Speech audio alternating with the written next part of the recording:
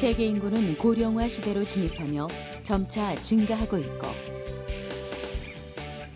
과학기술의 발전과 융합은 4차 산업혁명 시대를 이끌고 있으며 지구온난화로 인한 기후변화의 심각성이 대두되고 있는 지금 우리가 반드시 알아야 할 것이 있습니다.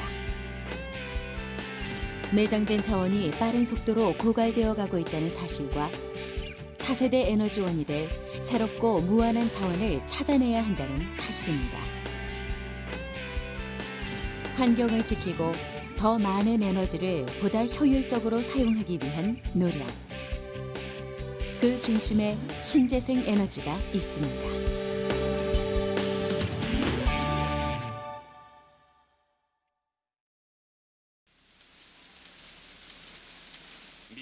산업혁명은 인류에게 불어온 커다란 바람이었습니다. 철도의 시대를 알리는 증기기관차가 대륙을 누비며 물자를 옮기고 기계화된 공장은 이전에 볼 수 없었던 놀라운 속도로 똑같은 물건들을 생산해냈죠. 경제의 중심이 농업에서 공업으로 이동한 것입니다.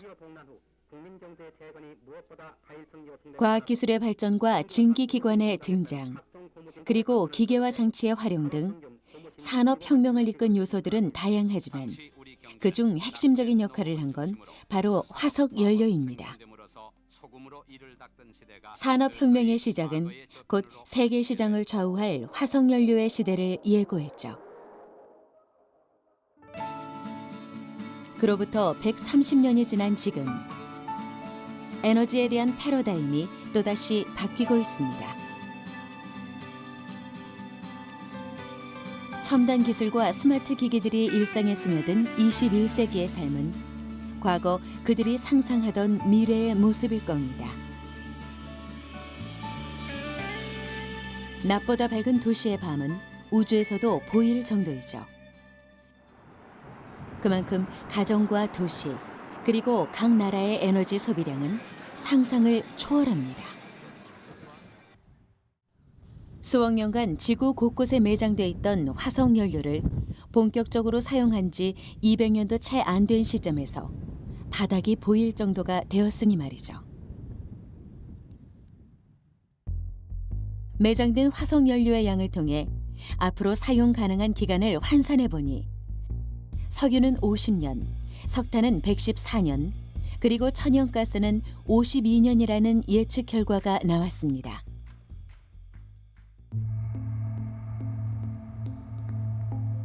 현대사회의 발전에 기반이 되었고 지금도 충분히 주 에너지원으로 사용되고 있는 화석연료. 이대로라면 고갈되어 이 땅에서 곧 사라질 것입니다. 문제는 이뿐만이 아닙니다. 화석연료의 사용은 인류의 생존을 좌우하는 환경오염의 원인이 되고 있는데요. 화력발전소 공장, 그리고 자동차에서 배출되는 배기가스는 대기 속으로 들어가 지구온난화를 일으킵니다. 지구온도의 비정상적인 상승으로 인해 빙하가 녹고 해수면이 상승하며 생태계의 변형을 초래하고 있죠.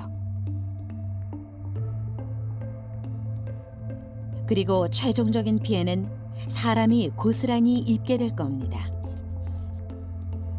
이제 화석연료의 교체는 선택이 아니라 인류 생존을 위한 필수적인 일이 된 것입니다. 우리나라 지금 한 40%까지 이렇게 자료를 보면 석탄 발전에 의존하는 것으로 되어 있습니다. 그러다 보면 필연적으로 미세먼지라든지 환경적인 그 이슈로 생각하지 않을 수가 없고요. 이산화탄소를 줄이려고 하는 그런 정부라든가 각 세계적으로 이렇게 캠페인을 벌이고 있는데요. 이와 같이 이산화탄소를 발생을 하기 때문에 아주 유용한 그런 연료라고는 할 수 없습니다. 신재생에너지란 청정에너지라는 의미가 함축된 용어로 신에너지와 재생에너지를 합쳐 부르는 말입니다. 신에너지는 기존에 있던 에너지원에 첨단 기술을 융합해 새롭게 얻을 수 있는 에너지를 의미합니다.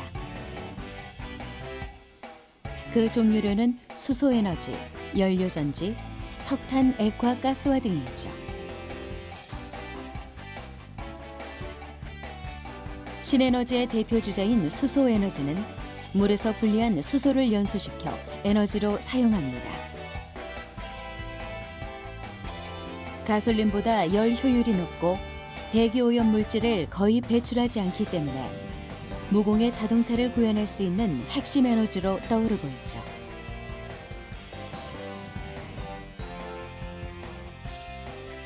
재생에너지는 자연의 힘을 이용합니다.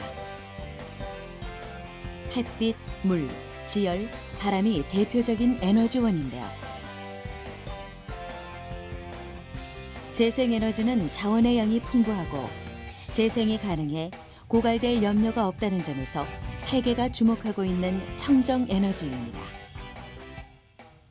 재생에너지는 우리가 기존 화석연료를 대체할 수 있도록, 즉 연료가 들어가지 않는 자연에너지를 그대로 이용을 하기 때문에 태양광이나 풍력에서 발생하는 모든 자연에너지를 그대로 활용해서 전력을 생산할 수 있기 때문에 무한적인 그런 전력을 공급을 할 수 있습니다.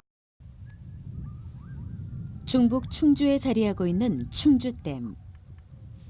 전력 생산을 목적으로 건설된 이곳에 새로운 형태의 에너지 발전 시설이 있습니다.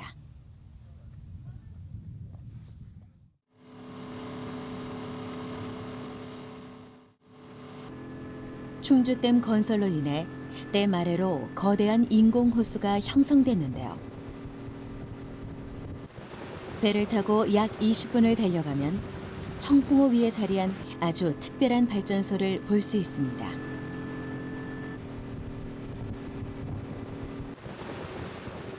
물 위에서 태양빛을 받아 전기를 생산하는 융복합 태양광 시설, 청풍호 수상 태양광 발전소입니다.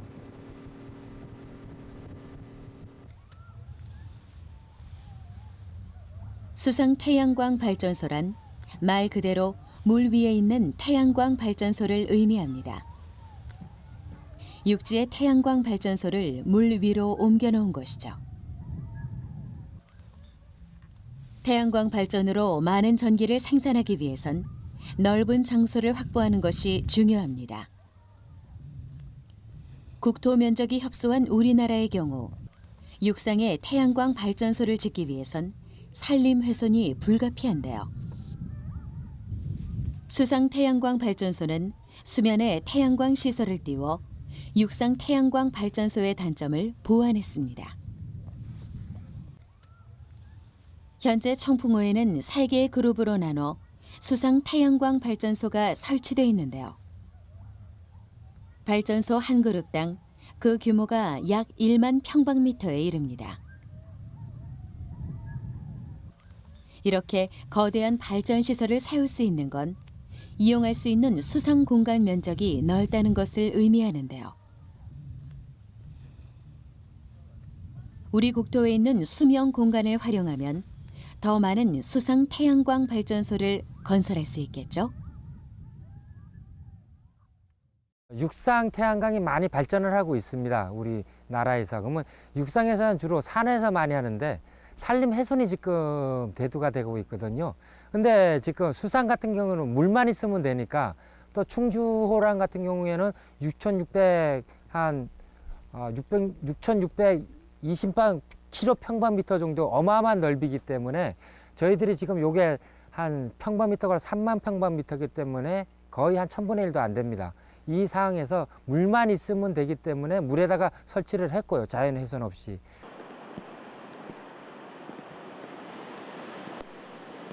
수상 태양광 발전소는 일부가 물에 닿아 있는 만큼 특수한 설계 방법으로 제작됐습니다. 부유체가 수면의 일정 위치에서 벗어나지 않도록 잡아주는 계류 장치가 핵심 시설인데요. 이와 함께 2.5톤의 콘크리트 박스와 부유체를 연결하고 콘크리트 박스를 수면 아래로 떨어뜨려 강풍, 태풍과 같은 극한의 환경에서도 견딜 수 있도록 설계했습니다. 이렇게 건설한 수상 태양광 발전소는 수면 냉각 효과로 인해 육상 태양광보다 10% 정도 높은 발전 효율을 가진다고 합니다. 넓은 설치 장소의 확보와 함께 높은 발전 효율을 가진다는 것은 수상 태양광 발전소의 가장 큰 장점인데요. 모듈을 통해 생산된 전기는 수중 케이블을 통해 지상으로 전달됩니다.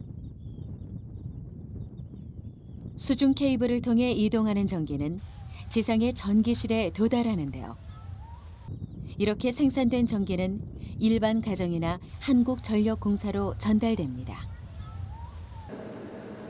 관리실에선 오늘 하루 수상 태양광 발전소에서 생산한 전기량과 누적 생산량 등의 현황을 알 수 있습니다.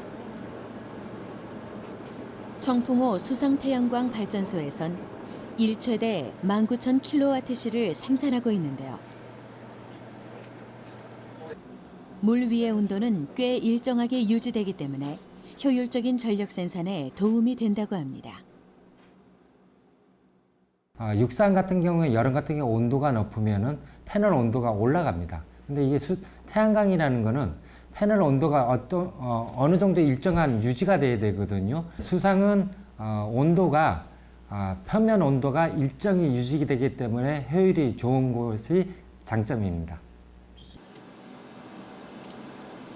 청풍호에 건설된 수상 태양광은 연간 약 4,000메가와트시의 청정 에너지를 만들어내는데요. 쉽게 가늠하기 힘든 이 수치는 연간 950가구에 전력을 공급할 수 있는 양이라고 합니다. 우리가 수입해 사용하는 원유로 계산하면 약 6,700배럴의 원유 수입을 대처할 수 있고 약 1,880톤의 이산화탄소를 감축할 수 있다고 하는데요. 자연을 보호하기 위해 또 화석연료의 고갈에 대비해 재생에너지에 주목해야 하는 이유, 바로 여기에 있습니다.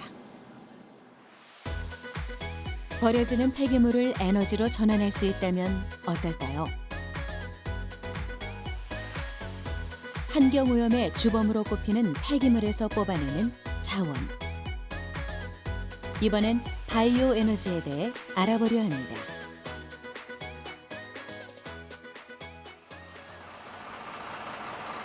경기도 이천에 위치한 친환경 에너지타운 실증 연구시설. 이곳에선 가축 분뇨, 음식물 쓰레기, 하수 슬러지 등 유기성 폐자원을 주요 원료로 바이오 에너지를 생산하고 있습니다. 탱크를 통해 하루 20톤의 폐자원이 실려 들어오고 혐기 소화조로 투입되는데요.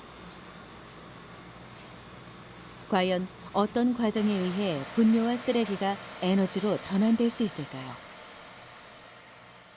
바이오가스는 그 음식물이나 하수 슬러지, 가축 분뇨 같은 유기성의 폐자원을 이용해 가지고 우리가 그 밀폐된 형태의 혐기 소화조에서 그 혐기 미생물 반응을 통해서 생산합니다. 혐기 미생물의 종류가 크게 한 4가지, 한 5가지로 나눕니다.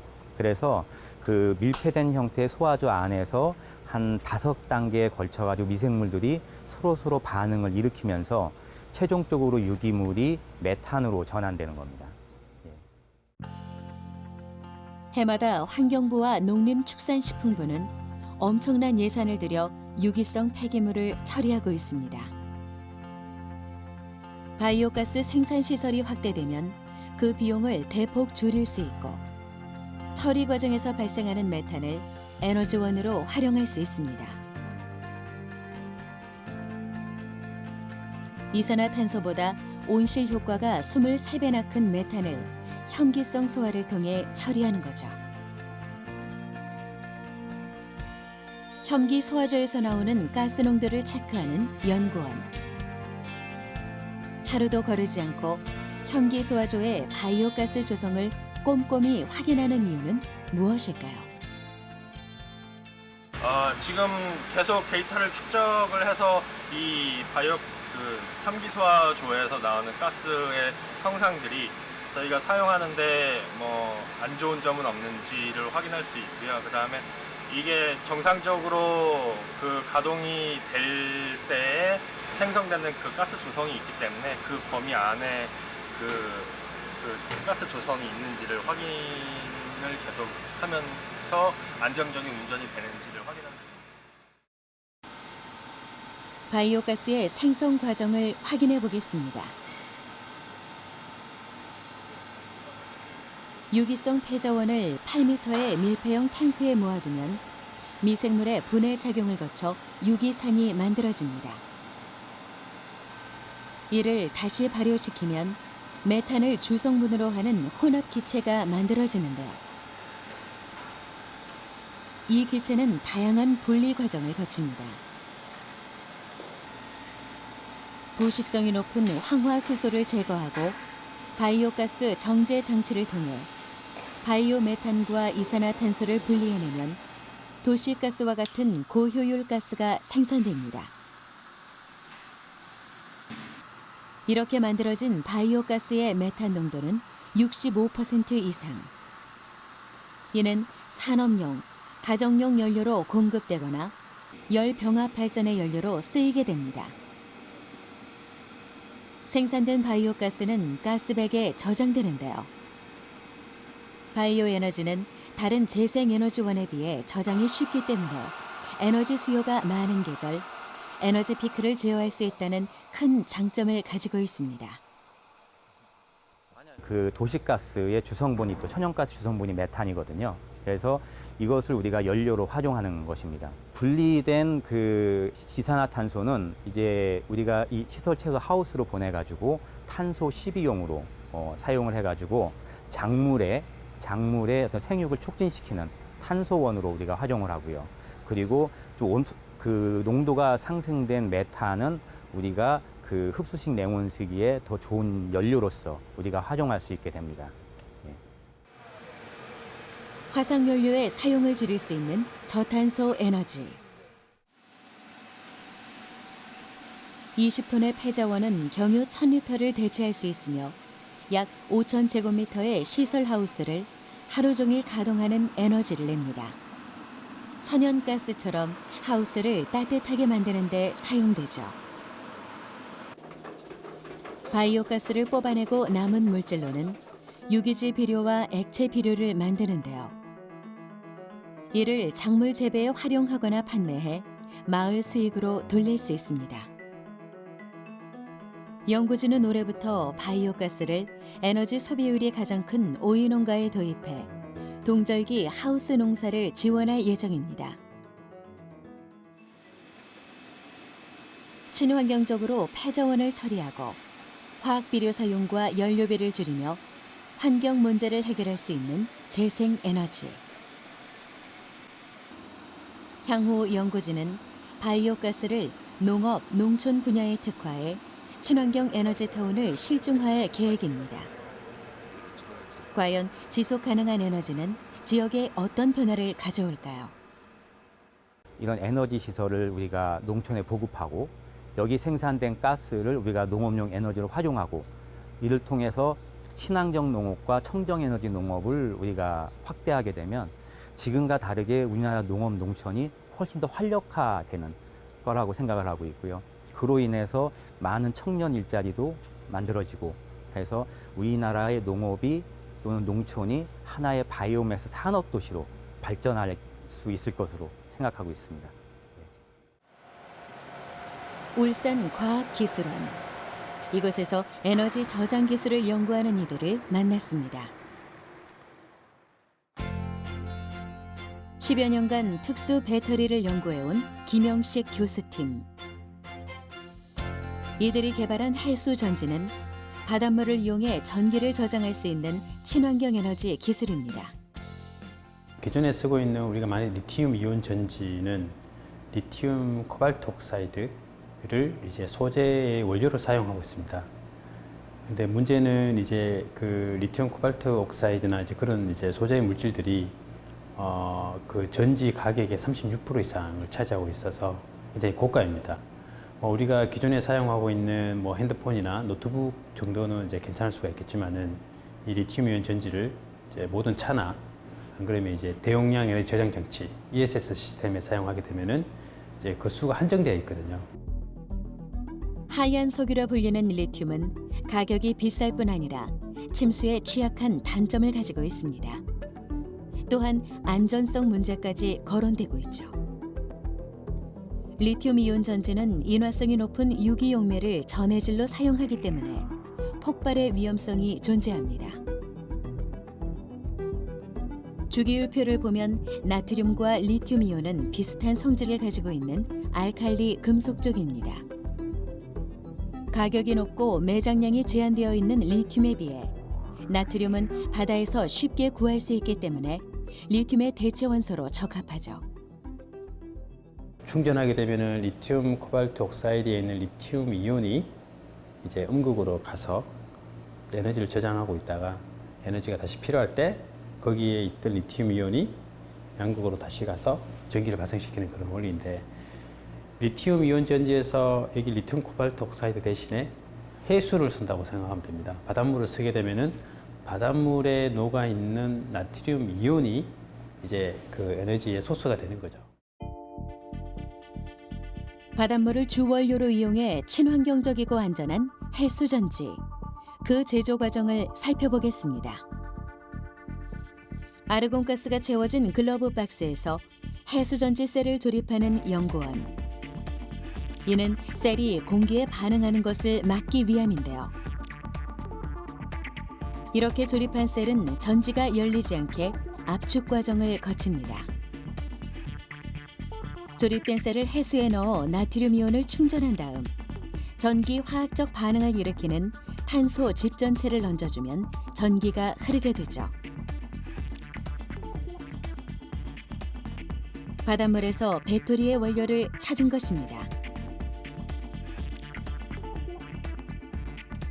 해수 전지는 비싼 재료가 들어가는 전지에 양극이 없기 때문에 저렴하게 제작이 가능하고 무엇보다 바닷물 속에서 작동할 수 있다는 장점이 있습니다. 물속에서 사용이 가능한 배터리. 이러한 기능은 다양한 곳에 활용할 수 있는데요. 연구진은 해수 전지를 이용해 바닷물 속에서도 꺼지지 않는 구조용 신호기를 개발했습니다.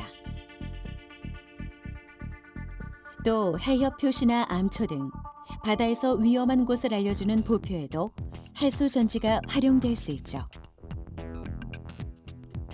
기존 보표에 사용되는 리튬 이온 전지가 침수 때문에 고장이 잦고 자주 갈아줘야 하는 반면 해수 전지는 무한 자원인 바다를 자원으로 오래도록 사용할 수 있습니다. 차세대 에너지 저장 시스템으로도 활용 가능한데요. 원자력 발전소 비상 절원 등 해양 시설물의 예비 전력용으로도 주목받고 있죠. 이는 일반 전지와 해수 전지가 연결된 원자력 발전소의 침수 상황을 가정한 모형입니다.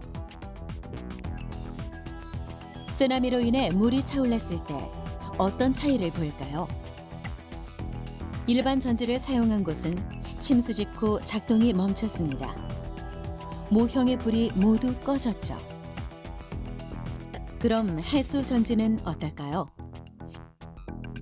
물에 잠겼지만 여전히 전력이 연결돼 있는 모습을 확인할 수 있는데요. 이는 자연재해로 발전소가 멈춰도 전력을 공급해 방사능 유출을 막을 수 있다는 뜻입니다. 일반 전지 같은 경우에는 그 물에 잠기게 되면은 쇼트가 나게 되어가지고 전기가 흐르지 않게 되지만 해수전지 같은 경우에는 바닷물이 있는 상황에서 작동이 되기 때문에 물이 들어오는 상황이더라도 지속적으로 이렇게 가동이 가능합니다. 우리는 지금 우리의 삶을 밝혀주는 신재생 에너지를 알아가고 있습니다. 신재생 에너지는 과학기술의 발전과 그 궤도를 함께하며 에너지원의 고갈과 환경오염의 걱정을 덜어주었죠. 여기에 그치지 않고 새로운 에너지원을 찾으려는 노력이 이어지며 또 다른 에너지 패러다임이 제시됐는데요. 자투리 에너지를 활용해 더 큰 에너지를 수확하는 것. 이제 우리가 주목해야 할 것은 에너지 하베스팅입니다. 에너지 하베스팅, 사전적 의미는 에너지 수확입니다. 버려지는 자투리 에너지를 수확해 전력으로 재사용하는 기술을 뜻하죠. 그렇다면 수확할 가치가 있는 버려지는 에너지란 무엇이고 또 그 양은 어느 정도일까요? 운동할 때 몸에서 배출하는 열 에너지는 최대 700와트. 성인 한 명이 걸을 때마다 발생하는 진동 에너지는 0.1에서 0.3와트. 샤워기에서 떨어지는 물방울 40 마이크로리터당 0.4밀리와트의 에너지를 생성할 수 있습니다. 일상 속에서 생각보다 많은 양의 자투리 에너지가 버려진다는 것이죠. 운전을 할 때도 실제 운행에 사용되는 에너지의 연료는 18%, 나머지는 엔진과 배기가스열로 배출됩니다. 전자파 역시 새로운 에너지원이 될 수 있지만 휴대전화 기지국과 같은 장소에서 발생하는 많은 양의 전자파는 허공에 낭비되고 마는데요. 즉, 아깝게 버려지던 에너지 생산 요소들에 관심을 가지고 활용한다면 더 많은 전기 에너지를 수확할 수 있다는 의미입니다. 우리 주위에 널려 있는 게 다 에너지더라는 거죠. 이 에너지들 중에 전기 에너지를 사람들이 가장 쉽게 사용할 수 있습니다. 그래서 그 많은 버려져 있는 에너지들을 다 전기 에너지로 바꾸게 된다면 우리는 훨씬 더 윤택한 생활을 할 수 있지 않을까.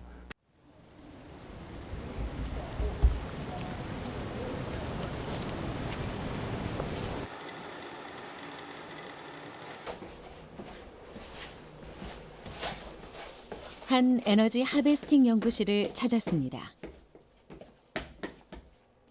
제작진의 시선을 사로잡는 건 불이 반짝반짝 들어오는 연구원들의 신발인데요. 걸을 때마다 전기 에너지가 생성되는 현상. 이것이 바로 이곳의 연구 분야인 앞전 에너지 하베스팅입니다. 앞전 효과란 앞전 소재를 통해 압력과 진동과 같은 기계적 에너지가 전기적 에너지와 상호 변환되는 현상을 말합니다. 즉, 앞전 특성에 있는 어떤 물질에 압력과 진동을 가하면 전기가 발생되기도 하고 반대로 전기를 가하면 진동을 만들어낼 수도 있습니다. 가스라이터와 가스레인지의 원리 속에서 앞전 효과를 확인할 수 있는데요. 손에 힘이 가해지면 작은 망치가 앞전 소자를 치게 되고 이때 발생한 전기 스파크가 가스와 만나 불이 켜지게 되는 것이죠.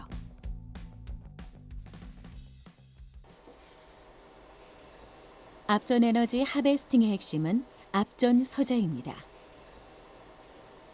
앞전 소자는 압력을 가하면 전압이 변하고 전압을 가하면 팽창하거나 수축하는 소재를 활용해 만듭니다. 일반적으로 사용되는 소재는 PGT라고 불리는 앞전 세라믹인데요.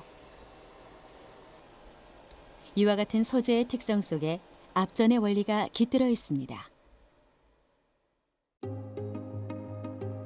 페로브스카이트형 결정 구조를 갖고 있는 앞전 소재는 잡아당기거나 압축하면 결정 구조의 형태가 달라집니다. 이때 플러스 이온과 마이너스 이온의 상대적 위치가 변하며 앞 전체의 양쪽 단면 사이에 전기장이 형성되는데요. 이러한 원리로 전류가 흐르게 되는 것이죠. 앞전 소자는 실질적으로 아주 우리가 눈에는 보이지 않는 조그만 단계에 들어가게 되면 페로브스카이트라는 그런 구조가 되어 있습니다. 페로브스카이트는 우리가 정육면체 내에 팔면체의 형태에 있는 원자 구조로 되어 있는데 그 안에 있는 조그만한 그런 플러스 이온이 압력에 의해서 그 변이에 따라서 그 변형을 평형을 맞추기 위해서 전자가 왔다 갔다 하는 그걸 통해서 우리가 전기가 발전하게 되는 것이지요.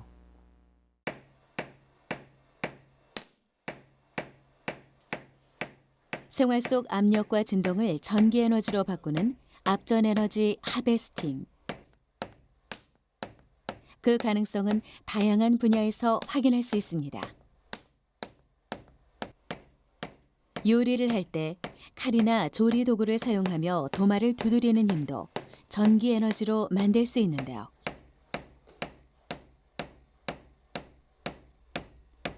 요리를 하는 사람의 운동 에너지가 음식이라는 결과로 나타나는 건 물론 전력 생산으로 이어질 수 있다는 사실.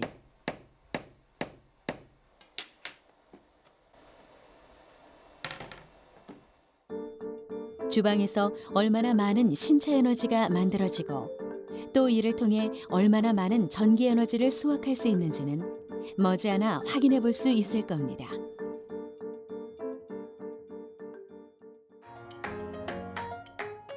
실제로 브라질의 한 축구장에선 앞전 타일을 설치해 놓고 선수들의 움직임을 전기 에너지로 모아 야간 가로등 전력으로 사용하고 있고요. 일본 도쿄역 개찰구에선 매일 출퇴근하는 약 300만 명의 발걸음으로 전력을 생산하고 있죠.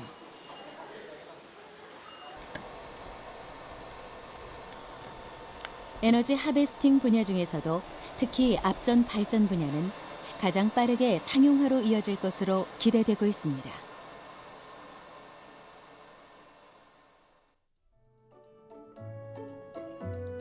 중부 내륙 고속도로 여주 시험도로. 이곳에 도로용 앞전 에너지 하베스팅 시험 모듈이 설치됐습니다. 실제 도로 환경에서 앞전 모듈 테스트가 이뤄진 것이죠.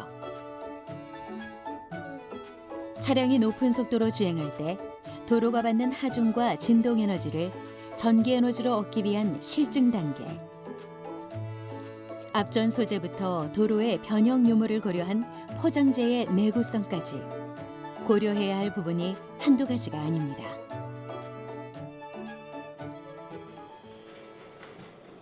도로의 앞전 에너지 하베스팅을 구축하기 위해선 압력과 진동에 따른 에너지 출력량을 확인해야 할 필요가 있습니다. 이 시험 장비는 실제 차량 하중을 모사할 수 있는 소형 현장 가속기입니다. 앞전 모듈이 주행 차량에 의해 얼마만큼의 출력을 내는지 모니터링할 수 있죠. 연구진은 한 개의 자동차 바퀴가 주는 하중을 250kg으로 설정해 놓았습니다. 250kg이라는 수치는 경차의 무게가 1톤이라고 했을 때 바퀴 한 개에 해당하는 무게인데요. 차량의 종류 중 가장 무게가 덜 나가는 경차를 통해서도 앞전 모듈이 충분한 출력을 낼 수 있도록 설계한 것이죠. 현재 저희가 개발된 모듈은 그 단위 미터당 한 7W 정도의 출력을 보이고 있습니다. 이 정도 출력이라면은 저희가 계산을 해 보았을 때 3km의 그런 고속도로에 이제 설치를 하였다고 가정을 할 경우에 수 킬로와트의 출력을 낼 수 있는 수준이라고 말씀드릴 수가 있겠습니다. 앞전 모듈의 출력값을 안정적으로 내기 위해선 도로 포장체의 역할도 중요합니다. 앞전 하베스터용 포장체는 하베스터의 움직임을 최대한 확보해주는 동시에 노면의 영구 변형이나 균열로 인해 하베스터의 발전량이 저하되지 않도록 성능을 갖춰야 합니다. 특수 소재가 필요한 것이죠. 연구진이 개발한 도로 포장체는 폴리우레탄 혼합물입니다. 폴리우레탄 혼합물은 아스팔트 혼합물보다 고온에 강해 매설된 앞전 하베스터에 전기적 손상을 유발하지 않으며 강도와 회복 특성이 우수한 특징이 있는데요. 앞전 하베스터의 효율과 밀접한 관계가 있는 도로 포장체의 성능을 향상시키고자 하는 노력의 결과물. 에너지 하베스팅의 구축을 위해선 환경적인 변화는 이제 필수가 된 것이라 전해지고 있죠. 폴리우레탄을 적용하기 전에 개질된 아스팔트 혼합물을 처음에 좀 시도를 했었습니다. 그런데 원래 아스팔트에 갖고 있는 특성이 영구 번영 때문에 저희가 목표로 하는 반복적인 2mm를 구현하는 데 좀 제약사항이 있어서 폴리우레탄을 저희가 선택을 했고요. 앞전 하베스터가 도로 안에서 계속 워킹을 해야 되기 때문에 그거를 최대한 보장을 하면서 하베스터의 수명과 도로 수명을 만족시키는 혼합물을 찾고자 노력했습니다. 하베스팅 기술을 활용해 빛을 나누는 것을 찾았습니다. 서로 의견을 주고받으며 회의에 한창인 사람들. 굽툭이나 이런 것들이 좀 보이지 않게. 그렇죠. 네, 그렇게 이제 위로 올라가. 이들은 폐기되는 LED 칩의 원래 목적을 살려 전기가 들어오지 않는 곳에 빛을 선물하려 했는데요. 이를 위해 약 1년간 연구 끝에 오지에서도 쉽게 구할 수 있는 에너지원으로 빛을 밝힐 수 있는 스탠드를 개발했습니다.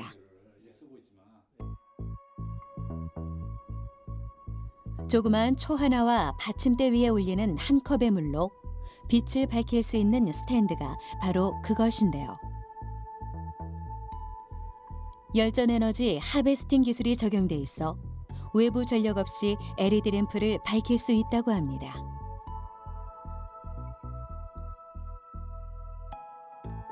덕분에 이 작은 스탠드는 전기가 닿지 않아 더욱 어두운 밤을 보내야 했던 이들에게 빛을 선물해 줄 수 있었는데요.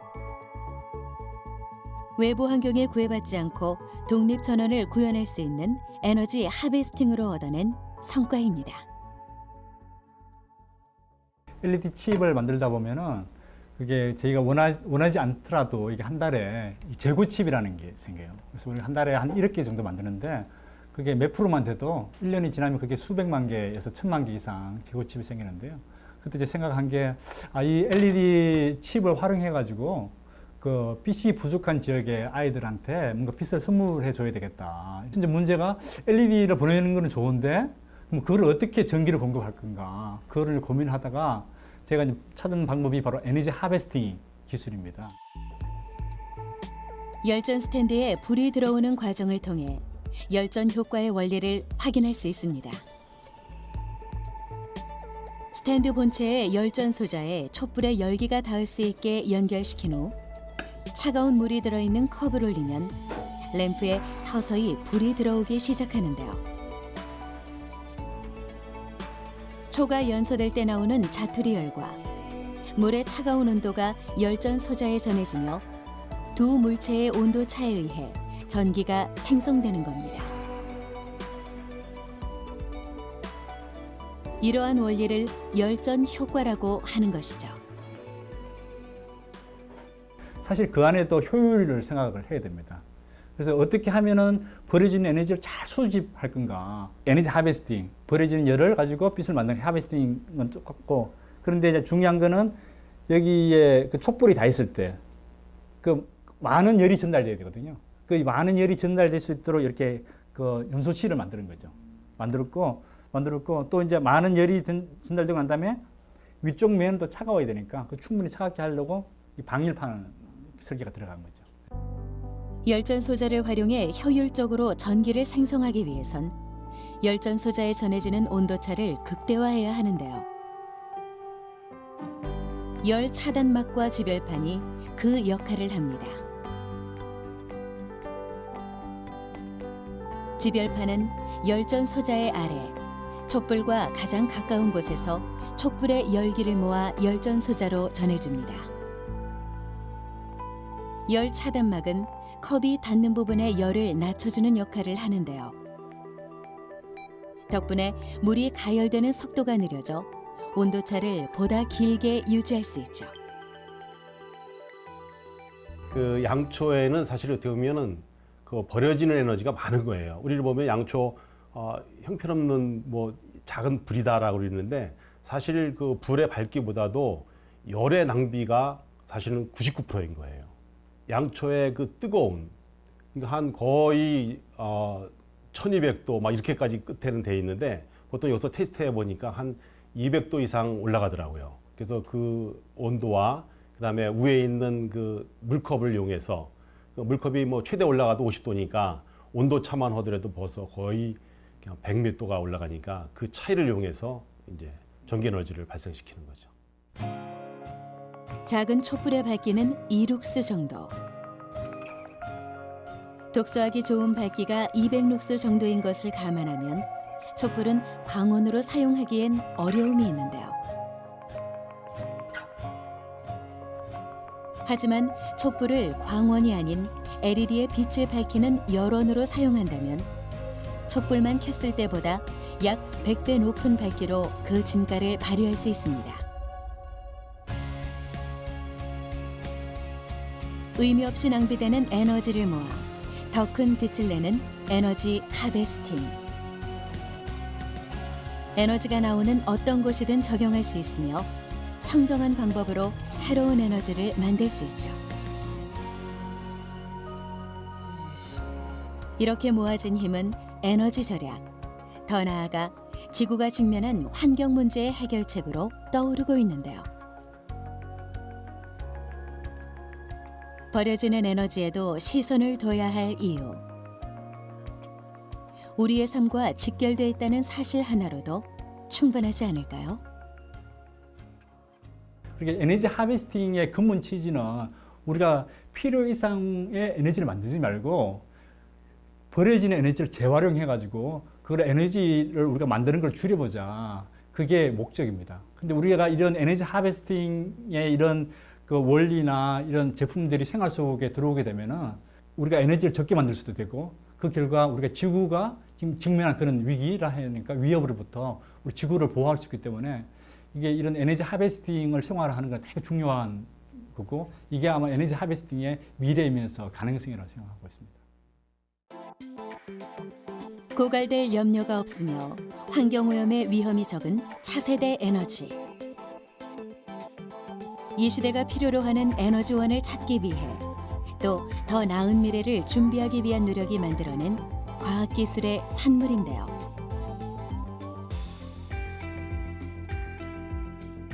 하지만 신재생 에너지의 생산 비용 효율이 떨어진다는 점에서 화석연료의 사용량이 여전히 높은 이유를 찾을 수 있습니다.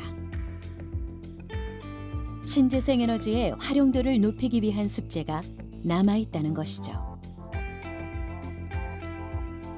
신재생 에너지가 나가야 될 방향이라고 하는 것은 뭐 이제 가장 중요한 게 이제 가격 경쟁력을 맞춰야 되는 부분이 있고요. 이런 것들을 잘 접목한다면 우리가 화석연료도 줄이고 화석연료 줄이면서 이산화탄소도 줄여서 신재생 에너지를 이용해서 안정적인 전력 공급을 할 수 있는 그런 시대가 오리다 생각을 합니다. 끊임없이 변화하는 세상. 그 속에서 발전하고 있는 차세대 에너지 기술이 그려낼 미래는 어떤 모습일까요? 분명한 건 우리는 이미 그 변화된 시대를 살아가며 전보다 더 밝은 빛을 누리고 있다는 겁니다.